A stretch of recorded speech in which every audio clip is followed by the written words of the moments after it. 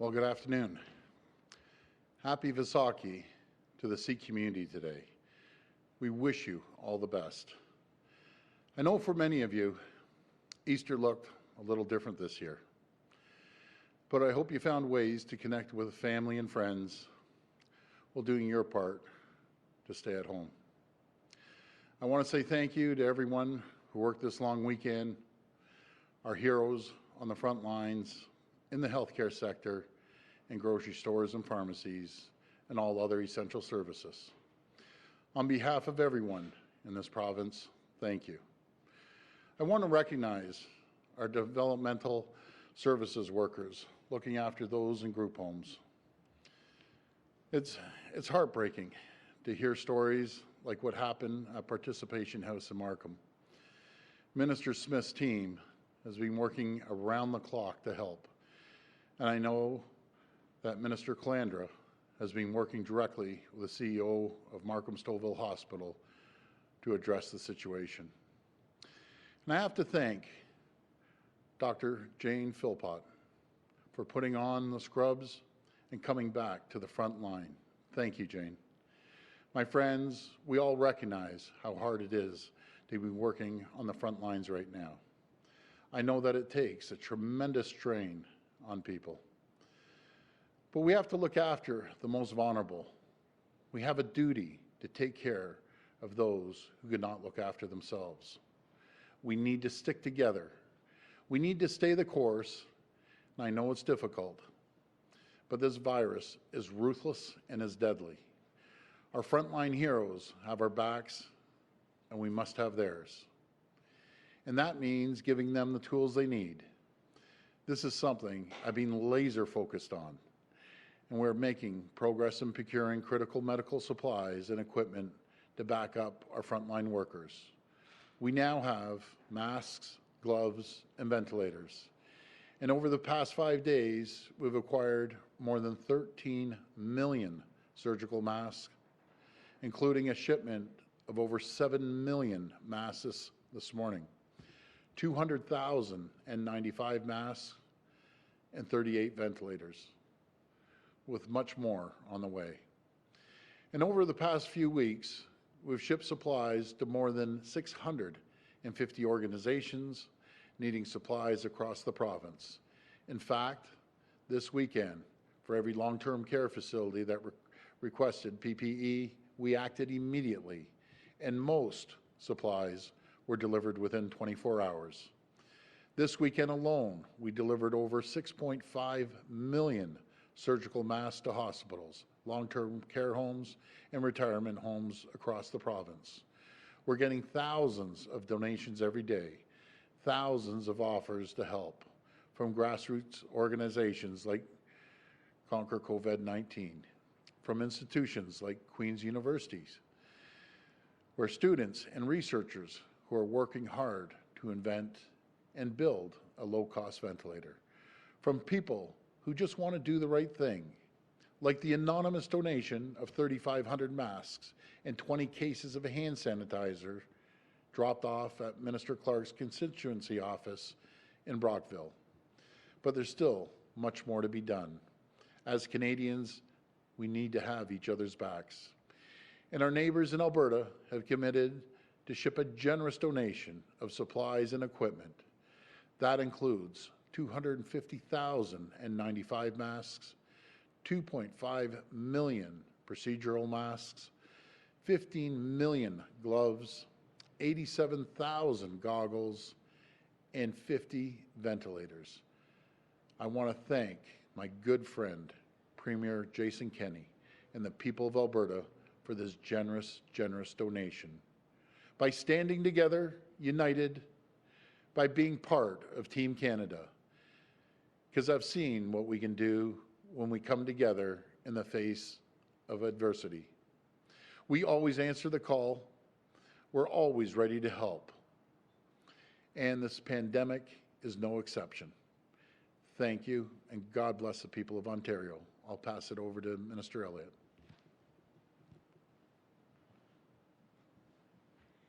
Thank you, Premier, and good afternoon. Protecting the health and safety of frontline workers and the patients they care for, as well as our first responders, is our top priority. Based on the advice of the Chief Medical Officer of Health and the experts at the COVID-19 command table, our government has taken decisive steps to stop the spread of the virus, included ensuring the continued supply of personal protective equipment. From the start of the COVID-19 outbreak, we have contended with a constrained global supply chain. However, in the face of this persistent challenge, we have made considerable progress in securing personal protective equipment. We have done so by leaving no stone unturned. We continue to work with traditional suppliers.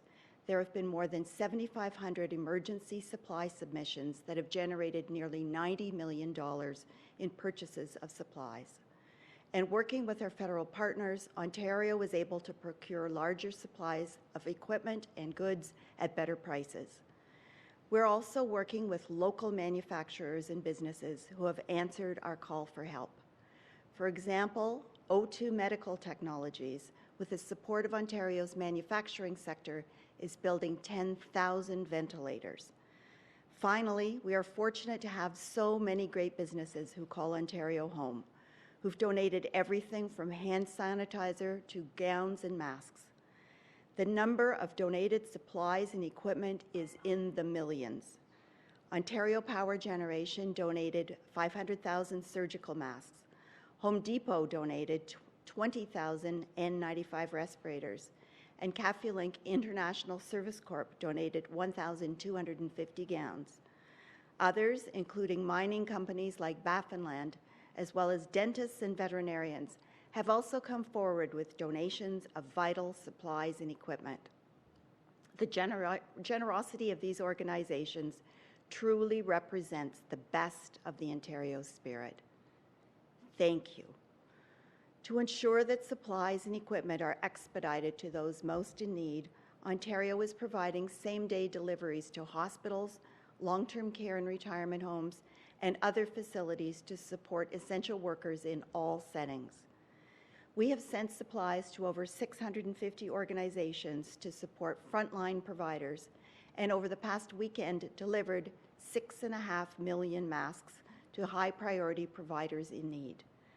We continue to assess all areas of the healthcare system to determine where additional capacity may be required and how to deploy available resources to these areas. We are doing whatever we can to support the incredible work being done by our frontline healthcare providers during these extraordinary times. And we will continue working as hard as we can to add to our inventory, expand our health system capacity, and be equipped to fight this outbreak. In the meantime, we continue to ask Ontarians to please stay at home to reduce their exposure to other people. Everyone has a role to play in stopping the spread of COVID-19. The lives of many Ontarians, especially our community's most vulnerable citizens, are in your hands. Please continue to stay home. Thank you.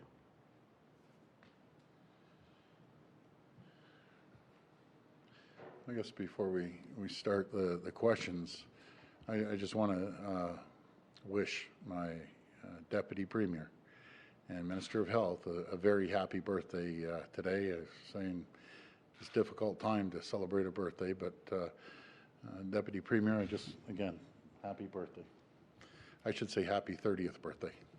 We'll take questions now. Go to the phone line now. First question. First question comes from Robert Benzie from the Toronto Star. Please go ahead. Hi, Robert. Hi, Premier, and happy birthday to the Deputy Premier. I just wanted to ask, I know the House is coming back tomorrow for, I guess, an expedited afternoon session. I'm just wondering, what are you hoping to achieve, and what will the protocols be in place at Queen's Park tomorrow? Well, the one is to extend the Emergency Act for another 28 days. And then we have, I think it's 5 items, 2 with municipal housing, 3 on education, falls under childcare as well. So one bill is going to consist of about five different items there. But hopefully we'll get through this, and I just want to thank members of the opposition for their cooperation on getting these passed right away. And so, Premier, does that mean that after tomorrow we will know if schools will be returning on May 4th, or is it starting to seem like schools will not be coming back this year? Well, we wouldn't be able to answer that right now, Robert. It's a little premature. You know, again, we're seeing a glimmer of light at the end of the tunnel here, but still, we're going to take the advice off the Chief Medical Officer and our, and our health team. Next question. Next question comes from Travis Donrash from the Global News. Please go ahead. Hi there, Premier, and Hi, happy birthday, Minister Elliott. This question is about long-term care. There are now 22 residents dead at Seven Oaks. Nearly half of the residents at Pinecrest and Bobcaygeon have died, and we're approaching 100 outbreaks at long-term care facilities. You just said that you have a duty to protect the province's most vulnerable. Do you think you've done that, and how would you characterize the government's response, a success or a failure? Well, it's very, very tough, Travis. We've put an iron ring around long-term care. We're putting all the resources that we have available to long-term care and doing absolutely everything possible that we can.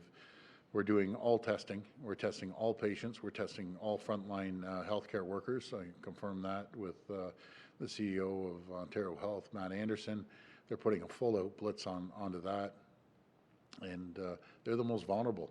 They're the most vulnerable in society, and we're doing everything we can to make sure that we slow the spread until it doesn't get inside these long-term care homes, and it affects everyone. You know, everyone has a grandparent or a friend or a family member somewhere that knows someone in long-term care. I speak from experience. You know, as I said before, my mother-in-law is over at West Park, and it breaks my heart watching Carla stand outside the window in tears. And there's hundreds of thousands of families in the same position, wishing they could jump in there and help their loved one in there. It's very, very difficult for families right now. Very difficult, and especially when you want to help a loved one. As Carla said, put me in a hazmat suit, do anything. I got to help my mother, and I've heard this story over and over again. It's heart-wrenching, but we have to rely on our medical professionals, our caregivers in there, which are an absolutely incredible, unique group to be doing what they're doing every day, showing up, you know, holding their post per se, and getting through this. So it's a very difficult situation right now, Travis. Premier, just back to my initial question, with more than 100 seniors dead, though, do you think that there have been failures? Well, again, we could look backwards and point out every single little item. I'm sure there's areas in this whole pandemic that could have, should have, would have, and I feel we're doing everything we can right now, putting the resources. We delivered millions of items to long-term care homes over the weekend, and we're doing everything we can. I can't point out one particular item you could have done better or we did worse. We're doing everything we can on long-term care right now, and you could look in hindsight right from the get-go of this. Could we did a lot of things differently? I'm sure we could point out quite a few different areas, but what are we doing to move forward to make sure we protect these people? And it's all hands on deck. We're doing everything we possibly can to make sure we keep the most vulnerable safe. Next question. Next question comes from Brian Lilly from the Toronto Sun. Please go ahead.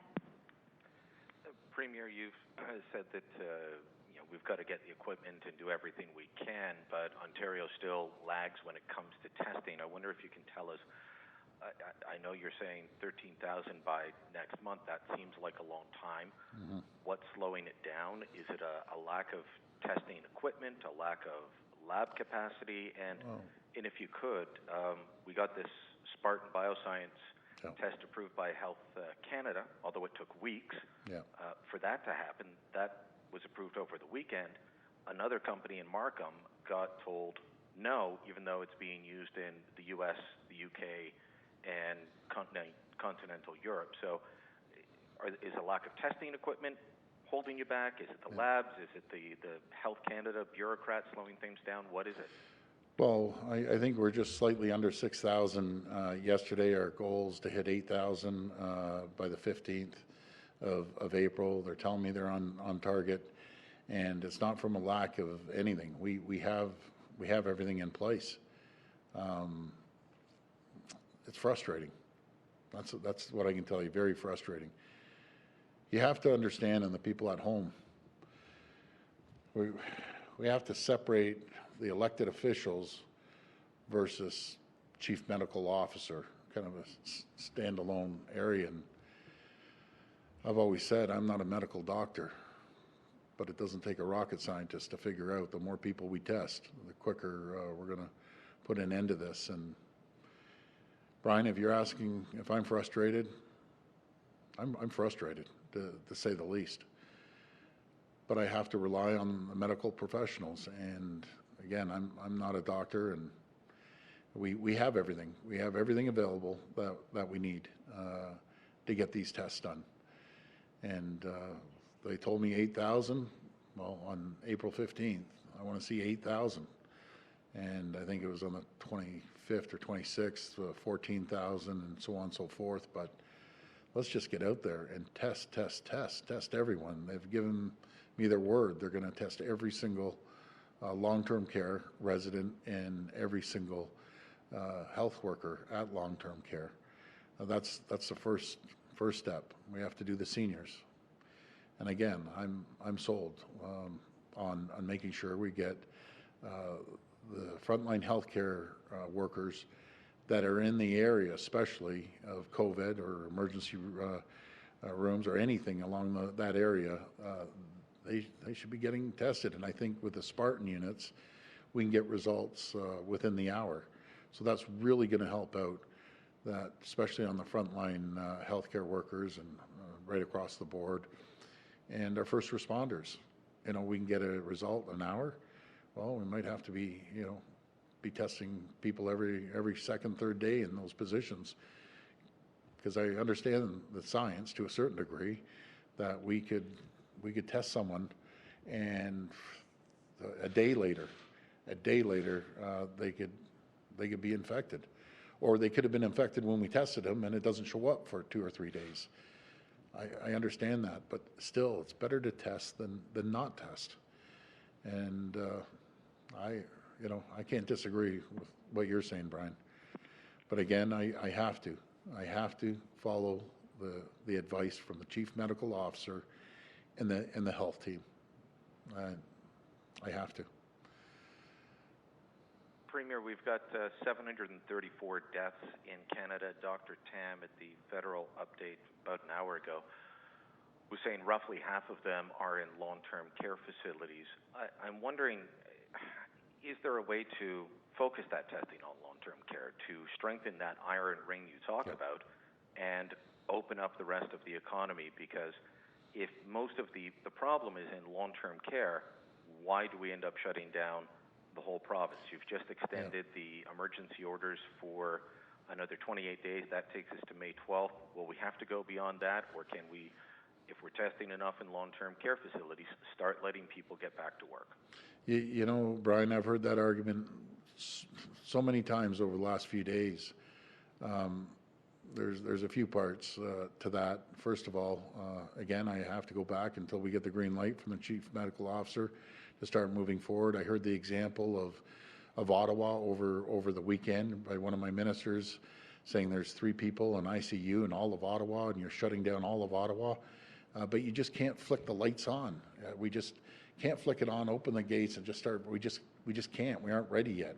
Until we see some modeling that the curve goes down, then we do trickles opposed to just opening things up. But I hear it. I hear what you're saying. When we go out there and they do some focus polling, and they asked people, the number one concern over the virus, over anything, is the economy with people. They want to find out how they're going to put food on the table, how they're going to pay rent, how they're going to pay a mortgage. That's their number one by far over anything. Number two is people are just getting restless. They're getting squirrely staying inside the house. And I know it's difficult, but that's why we see a little glimmer of hope, a little light at the end of the table. My biggest fear is all of a sudden we get another wave and it hits us. I just want to make sure we do it properly, cautiously, and not just jump into this and just open up the floodgates. It just, I think it would be irresponsible. But we do have a team together, and what I'm going to do, I'm going to pass it over to my Minister of Finance. He shows up every single day. But there's one thing that this tells me, and I've said this from the day I got elected: people are special in Ontario. They're workers. You know, they're just workers. They want to work. They want to get out there and keep moving forward. And that's a real positive thing. But again, we're going to be extremely cautious. So I'm going to pass over to the Minister of Finance that's putting together the plan on the economy and the recovery after COVID. Thank you, Premier, and thank you, Brian. So this is the work now that is a part of what the Cabinet Committee the Premier created last week is working on. It's not just the work, though, of a bunch of Cabinet ministers, although it is very important. They're very important members of that team. We're going to be reaching out for suggestions and ideas, listening to feedback from across the province. As the Premier noted, the recovery could be happening prospectively in different places at different times once we get the go-ahead from our health officials. It could be in different sectors at different times, depending on what changes can be made in terms of physical distancing. And of course, this very important issue that's already been talked about today about testing, as well as eventually determining what the actual penetration of this virus is in terms of the Ontario population as to when it will be safe. But I have to emphasize that, as the Premier has said, as the Minister of Health has said, the good news that we hope we will get is because of the physical distancing, because of what people have been doing, the collaboration and cooperation of Ontario employers and workers and families and all the great things, the ways people celebrated Easter and Passover separately this weekend in a different way. But that's what will be the very important first step. But absolutely, at the Premier's direction, that work is going on right now. We will, of course, be working very closely with our medical team to understand, and with different medical health officers in different areas to understand where the opportunities are, and when it's safe, we will have the plan in place to get the economy back on its feet as soon as possible. Next question. Next question comes from Mike Crawley at CBC News. Please go ahead. Hi there, Premier. Just wanted to tell you something we heard today from the family of a resident in a long-term care home in Toronto. They received a recorded call from the management of the home informing them that there were 14 deaths at the home and a large number of infections. I just wanted to know what's your reaction to the fact that families are receiving this news as a recorded phone message, and that this particular home seems to have gone from not having a serious problem to all of a sudden telling people, the residents, that there are the families of the residents, that there are 14 dead. Well, Mike, maybe offline we could chat and I can find out which home it is. That's tough to hear. You get a recorded message, and I can't speak on behalf of the home. I don't know their situation, if they're that strapped on personnel that they can't make some personal phone calls. I don't know what the size of this home is and if they have their resources, but that's the first time I've heard of a recorded message. That's, again, I don't want to knock the home because I don't know their situation, but I don't know, it kind of seems cold. If possible, even if they need the support, maybe we can get some folks here at the Ministry of Health to help out making the phone calls. I don't know. I wouldn't leave a recorded message like that. But again, I don't want to knock these folks. they're working around the clock. They're just strapped for resources and help, and so I wouldn't want to talk negatively about some great people that are doing their best. But if they need their help, maybe we'll be able to help make the phone calls at the ministry. Hey, thanks, Premier. And if I could follow up a slightly different question related to long-term care. Every day now we are hearing of new deaths being reported at long-term care homes. And from everything I've heard from the scientists and the medical professionals who follow this, someone who's dying today in a long-term care home was infected probably 2 weeks, at most 3 weeks ago, which means that they were infected after the province imposed the state of emergency. Have you been able to get any answers as to why infections were allowed to get into long-term care homes after you announced the strict measures restricting access to long-term care homes? Well, what I'll do, Mike, I'll pass it over to the Minister of Health. She'll be able to answer that.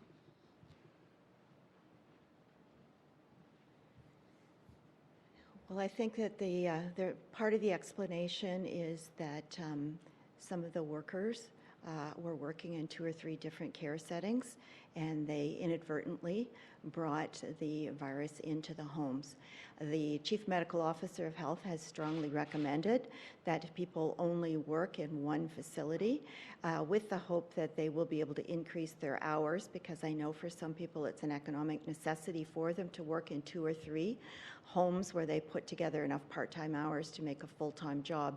But that has been strongly recommended by the Chief Medical Officer.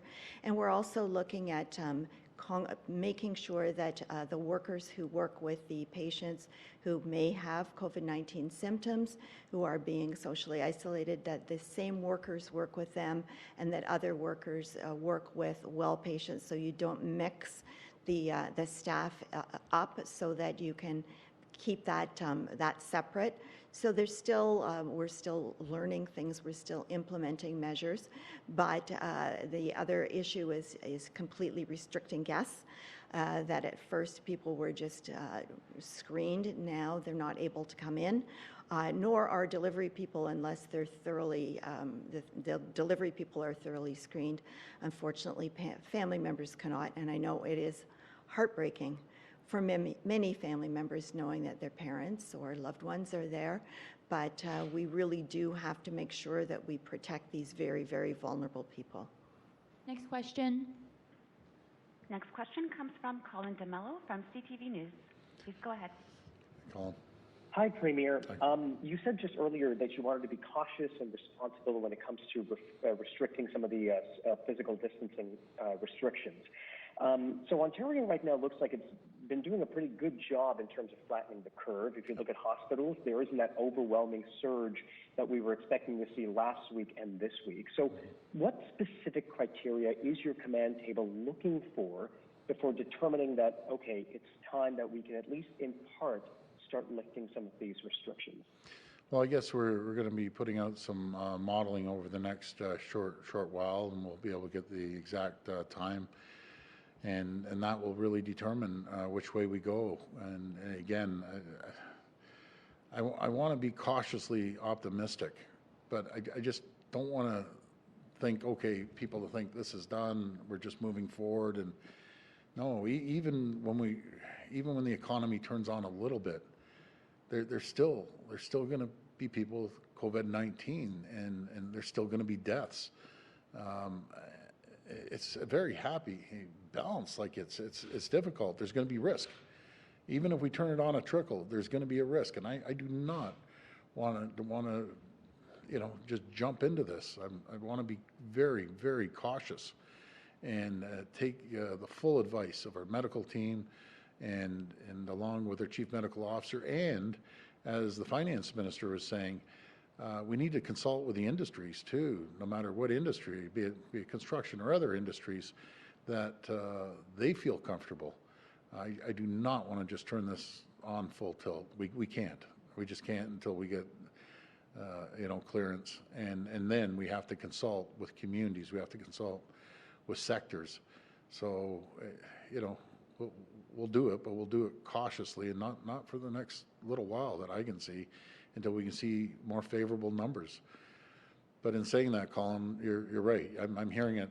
It's ramping up more and more. I've been hearing it the last few days from everywhere across Ontario. People are getting a little antsy, and they're concerned about how they're going to start paying the bills. I appreciate their concern. Thank you, Premier. And I just had a question for the Health Minister. Yep. Minister, so it seems like hospitals, as I just mentioned, are in good position right now. The number of available ICU beds is outnumbering the patients who have COVID-19, at least in hospitals.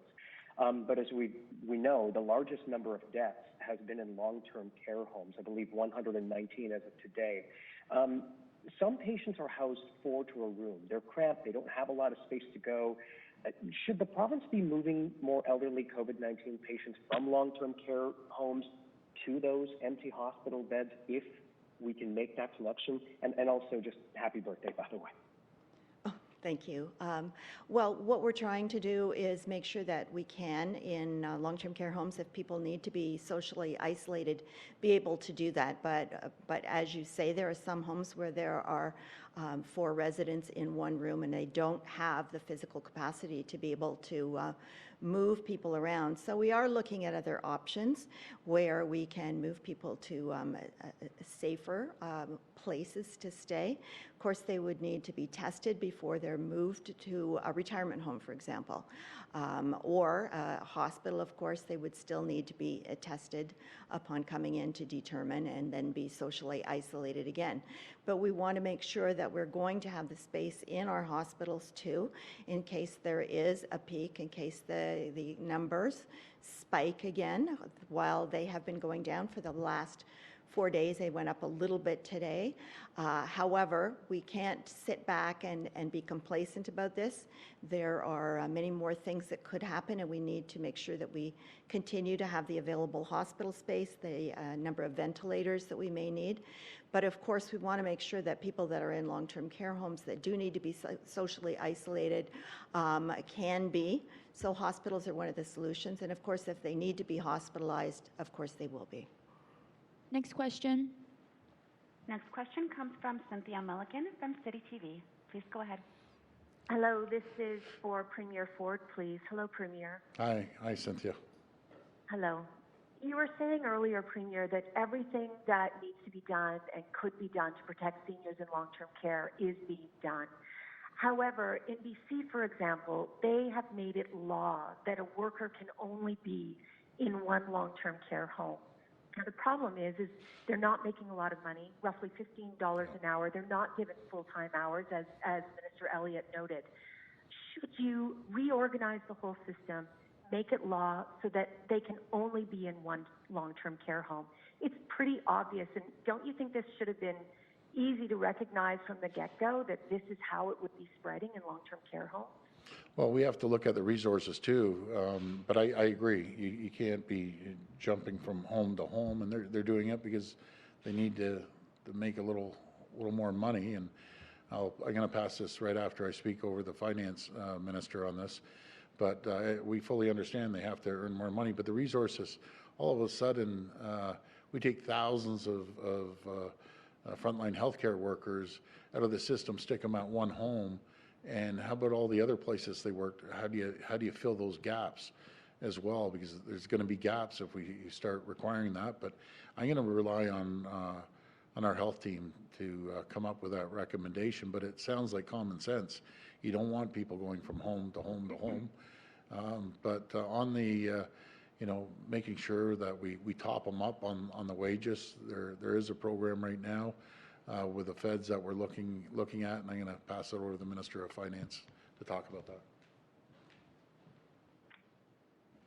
Thank you, Premier, and thanks, Cynthia, for the question. So, as the Minister mentioned, Minister of Health mentioned, there has been direction from the Chief Medical Officer now around strong advice around not moving from home to home. Part of this is the system. The system is quite widely distributed. You're talking about retirement homes and long-term care homes. The majority of the retirement homes being private homes that operate. So we've provided, or the Chief Medical Officer has provided that direction, and certainly we continue to look as the Premier has said, at whatever options could be on the table in terms of trying to lessen the spread. Unfortunately, this issue with long-term care homes is also, when we step back and look globally, where so many of the issues have happened in different jurisdictions because the elderly are that very vulnerable population. So in addition to that, we're also looking at what's being done elsewhere. But unfortunately and very sadly and tragically, this has been part of the trend internationally in terms of the people that are vulnerable, and of course we will do everything we can to protect them.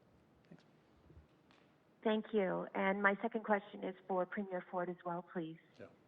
Premier, the numbers are looking good. That you've referenced that. For example, in the modeling that was released a week and a bit ago, it predicted by this day there would be 1,000 people in long-term care. Right now we have about 267, I believe, 260 actually. So when you see those numbers, first of all, when can we expect the new modeling? And how do you keep people on board? For example, yesterday I saw on Twitter there was a very small protest in Vancouver, but it was a bunch of people defiantly saying, don't drink the Kool-Aid, don't listen to the government, we should be allowed to be outside on a nice day. Well, the reason we're at the numbers we're at right now is because of the great work of the residents of Ontario. Everyone pitched in, vast majority of everyone was listening. And keep in mind, BC's a little ahead of us, so they're starting to see a downward slope when it comes to the curve. And I've had many conversations with Premier Horgan, and he's doing a great job out there as well.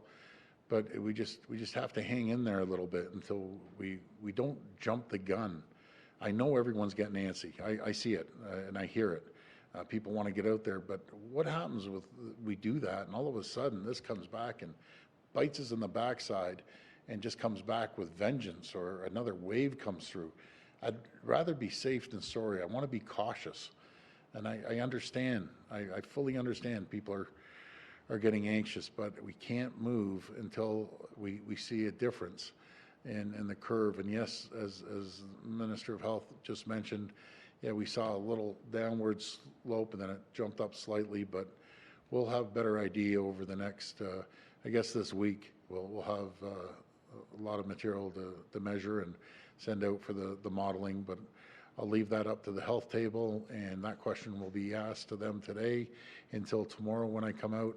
I'll have a date where we can look at more modeling. But Cynthia, I hear you. I just want to be safe. That's all. I just want to make sure we protect the people of Ontario, and we don't jump the gun on this. Everyone's like, at the gate, ready to let those, doors open, like at the horse races, and everyone wants to take off. We just can't right now. We have to go through this for a little bit longer. As painful as it is to everyone, we just have to do it. And when the time is right, we will open it up slowly but surely. And but we'll do it cautiously too. It just makes me nervous just to move forward rapidly. We just can't do that. Next question. Next question comes from Laura Stone from the Globe and Mail. Please go ahead. Hi there, Premier. Hi, Laura. You keep saying that every patient in long-term care and every worker is going to get tested, and that's just not the case. That is not what your own guidelines are saying. So why do you keep saying that, and will you call your Chief Medical Health Officer to actually change the guidelines for long-term care to say that when there is an outbreak in a home, that every single person in that home should get tested, because that is just not the case right now? Yeah, Laura, that was a conversation I had over the weekend, again, with the CEO of Ontario Health that sits at the table. He told me that he's going to be proactive and test everyone. I have to take him for his word. I understand maybe that's not what's being said over at the table, but we'll make sure it's very clear to get it done. And I got to take his word for it. When he tells me he's going to do it, we're going to see the numbers. Either it's going to get done or it's not going to get done, and hopefully it's going to get done. But we'll start measuring. And see, I can't manage anything. I'm a numbers guy. Unless I see numbers, you can't manage unless you measure. And I've been saying it over and over again. Let's see the measurements. Let's see the modeling. I want to see how many people are tested. I want to see every single long-term care home resident and health worker there tested. And he's agreed that they're going to get it done. Laura, believe me, I get frustrated just like everyone else. And just get these damn tests done. Simple. I don't know what takes so long and what's so hard about it. And they said they're going to do it, so over the next couple days, let's see the results. Follow-up? Thank you. And just on a follow-up, Premier, if we aren't seeing the numbers that we anticipated in hospitals right now, is it possible to redirect some of the workers there to these long-term care facilities in places like Participation House, which has said over the weekend they still have a critical shortage of staff, 6 people for 42 residents. We know that some long-term care facilities are struggling with maintaining the care for the residents, and then they're getting sick as well. So will you consider, or are you going to send some of the people who are nurses, doctors who are in hospitals right now, who maybe aren't seeing the numbers of COVID-19 outbreaks that were anticipated, redirect them immediately to these long-term care facilities? Well, I'll pass it over to the Minister of Health, but I had a good conversation with Mayor Scarpitti yesterday, and I was on the phone numerous times with Minister Smith, and they're going to put the resources in that are needed, because it's not fair to the few people there trying to, take care of everyone, and especially the people that are living there. It's just not fair. They can't help themselves. That's what breaks my heart. They can't help themselves. We have to go there and put the resources in. And I said to Minister Smith, whatever it takes, I don't care, whatever it takes, make sure we get people in there to support Participation House. And I know they've been in, Minister Klander has been in contact with the hospital there as well, Markham Stouffville, and we'll get an update, but I'll pass this over to Minister of Health. Well, we've also received thousands of applications from healthcare workers through our workforce matching portal that was opened several days ago, and a lot of those applications are coming from nurses who've retired, from medical students, from people who've been trained in other jurisdictions. So we are reviewing the qualifications right now for retired nurses. It's working with the regulatory colleges to have their credentials recertified. So this is a whole new workforce that's being matched with employers. A lot of them are long-term care homes and retirement homes, and they're being matched geographically wherever the need is to get more people in there to help out. We also know that there are other congregate living spaces like community living homes and so on. As the Premier said, we're working with Minister Smith to make sure that we get the people that are needed there.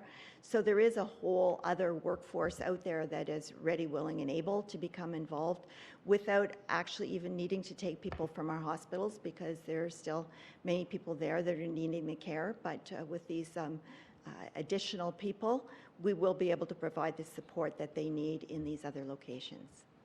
Okay, that's all the time we have for today. Thank you, everyone.